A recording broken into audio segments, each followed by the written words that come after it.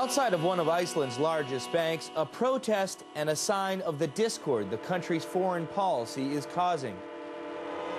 Most of the demonstrators here don't want to join the European Union, and they especially don't care much for Britain or Holland. The UK and the Netherlands want Iceland to compensate them for bailing out their citizens who lost money when an Icelandic bank called Icesave went bust. But the motto here is more like, save us. The government here, they are stealing our money.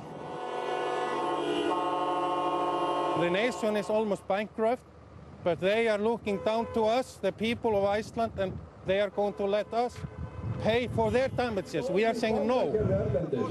The economic crisis in Iceland is having a profound influence on how people in this country see their neighbors across the sea.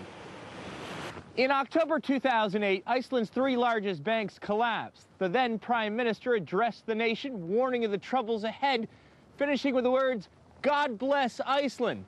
The speech was widely interpreted as a signal the country was about to sink. 16 months later, nothing has changed, and many of the people here blame Europe for failing to help. Long before Iceland joins the European Union, it will need to pay back creditors. At least €1 billion is due by the end of next year. $4.5 billion IMF loan under negotiation would help do that, but analysts say that won't happen until Iceland agrees to pay back Britain and Holland. Iceland's foreign minister is for joining the EU, but according to a recent poll, the majority of people here are against. They feel the EU has sided with Britain and Holland. This is how the discussion is going on here in Iceland, and we, the Europhiles, have really been hammered in the head by this feeling and sentiment. Later in the day, another protest, this time at a debt collection agency.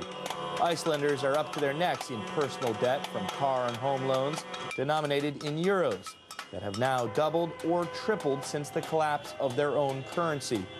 Paying Britain and Holland back could cost each Icelandic family another $7,000.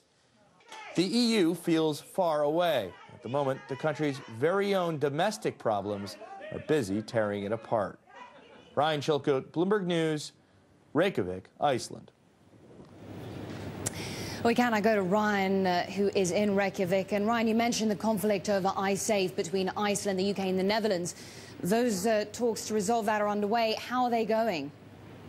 Yeah, the talks are continuing. It's worth mentioning, of course, that this government already agreed to deal with both the UK and the Netherlands, but the people in this country didn't like it. So the government of Iceland is back at the negotiating table. The negotiators here say they are positive. They like the fact that there would be a 2-year holiday on interest payments, and they say there are some other encouraging signs, but they also say it's not a done deal until it is done, so the crisis continues.